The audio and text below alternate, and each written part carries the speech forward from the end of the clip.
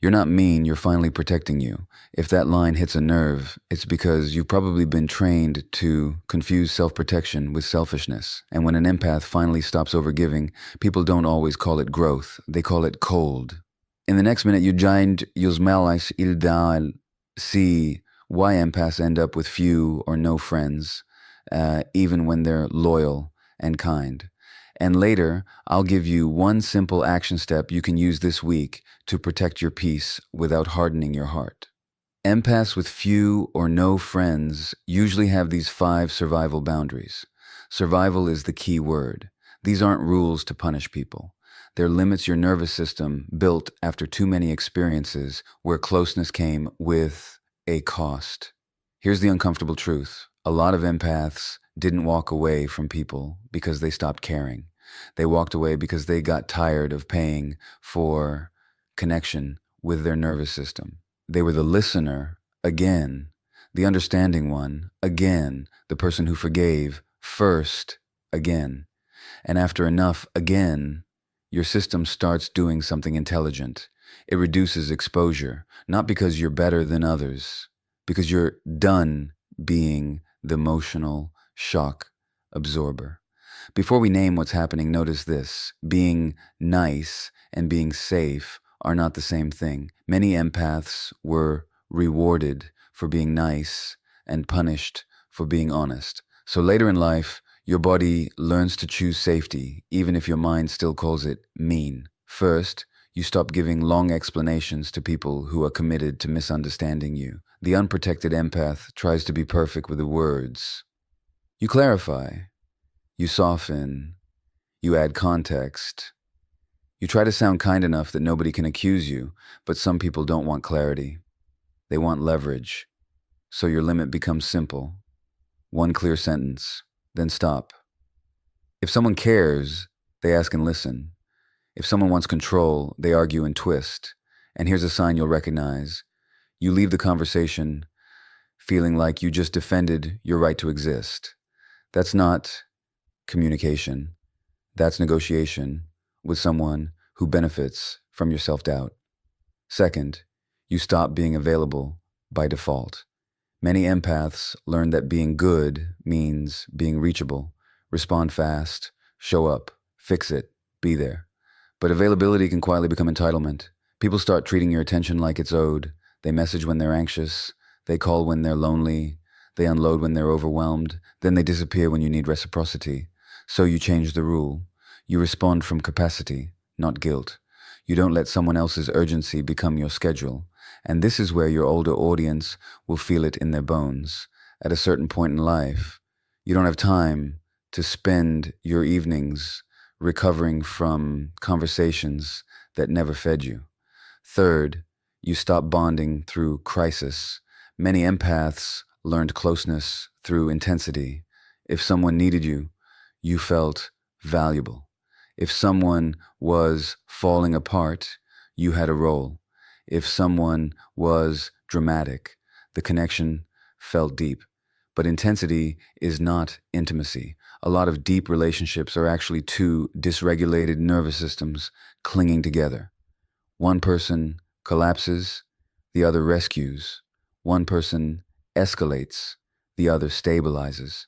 And the stabilizer mistakes exhaustion for love. This limit forms when you decide, I will not build connection on chaos. You can care without rescuing. You can listen without absorbing. You can be compassionate without becoming responsible. And if someone says, you've changed, ask yourself one question. Did I change, or did I stop being useful to their dysfunction? Fourth, you stop dismissing how you feel after someone leaves. Empaths are often experts at overriding themselves. You leave an interaction feeling heavy, foggy, tense, strangely guilty, and you tell yourself it's nothing. And you call it sensitivity, and you call it overthinking. But your body isn't overthinking, it's reporting. So you begin trusting the after feeling, not as drama, as data. If you consistently feel smaller after seeing someone, that matters. If you feel braced while they're just talking, that matters. If you feel relief when they cancel, That matters. Some people never raise their voice, but they drain you through subtle pressure, criticism disguised as advice, or guilt disguised as concern. The protected empath stops arguing with those signals. Now, here's the midpoint question, I promise, because this is where many empaths get stuck. What if protecting yourself is making you lonely? That's the fear, right? That your limits will cost you connection. So here's the truth. Limits don't create loneliness. They reveal where loneliness already existed. Because being surrounded by people who can't hold you is another kind of loneliness, and it's worse. Fifth, you stop keeping peace at your own expense. And this is where many empaths lose decades if they don't wake up. You were taught that love means being easy. Don't make it awkward. Don't bring it up. Don't have needs that inconvenience anyone. So you learn to swallow discomfort and call it maturity. But what you were practicing was self-abandonment. The turning point is the day you decide, I will not purchase belonging with my silence. Because if a relationship requires you to shrink, it isn't connection. It's a role. And when you step out of the role, people might label you selfish, cold, difficult, changed. Often, that label is simply the sound of your old compliance disappearing. Now, if you have few or no friends, I want you to hear this without shame. Sometimes your circle is small because you're picky in a healthy way. Sometimes it's small because you're tired. Sometimes it's small because you've been grieving. Sometimes it's small because you spent years being the strong one and never learned how to ask for support. But here's the common thread across all of it.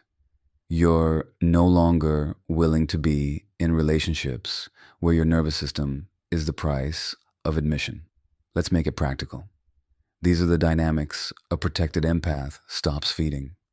The friendship where you listen for an hour and they don't notice you've gone quiet. The relationship where your no triggers punishment, silence, or sarcasm. The family connection where you're expected to keep the peace and pretend it didn't hurt. The person who only contacts you when they're struggling, then vanishes when they're stable. A limit doesn't mean you hate them. It means you stopped volunteering for a pattern. And here's another truth that unlocks a lot for empaths. You don't need a large circle to be healthy. You need a safe circle. Even two people who are emotionally consistent can be more nourishing than 20 people who drain you. Now, how do you know you're protecting yourself and not shutting down? Protection has clarity. Shutdown has numbness. Protection feels like you can still feel, but you're steadier. Shutdown feels like you can't access yourself. Protection makes your limits firmer, but your heart stays awake. Shutdown feels like walls everywhere. So if your limits feel clean and your sleep is better, your digestion is calmer, your chest feels lighter, that's not coldness. That's regulation. Now here's your one clear action step. It's simple on purpose, because simple is what you'll actually use. For the next 7 days, practice one rule. No instant yes. Anytime someone asks for your time, your energy, your attention, or your emotional labor, you pause. One breath. Then you say, let me check my capacity and get back to you. That one sentence interrupts the empath reflex to answer from guilt. And when you check your capacity, don't ask, will they be upset? Ask a better question. Can I do this without resenting myself? If the answer is no, you don't write an essay. You don't defend your boundary. You say, I can't today. Or, if you want it softer and still firm, I'm not available for that. Then you stop. A nervous system that is healing doesn't negotiate basic self-respect. If you do this for 7 days, guilt will rise. That guilt isn't proof you're wrong. It's proof you're breaking an old contract. And you'll see something else too. Healthy people adjust. Unhealthy people pressure. Either way, you get clarity. Now let's land this message in a way you'll remember when the guilt shows up. These 5 survival boundaries don't make you mean. They make you honest. You stop over-explaining to people who don't listen. You stop being reachable on demand. You stop mistaking crisis for closeness. You start trusting what your body reports after contact. You stop keeping peace by betraying yourself. Yes, your circle may get smaller, but it also gets safer, quieter, cleaner, because the healed version of you doesn't need a crowd. It needs integrity. It needs relationships where your nervous system can exhale. So if your life looks more solitary right now, don't rush to shame. A small circle can be a sign of wisdom. Fast recap. Empaths with few or no friends often have survival boundaries, not a bad attitude. Your action step is no instant yes. Pause, check capacity, respond without guilt.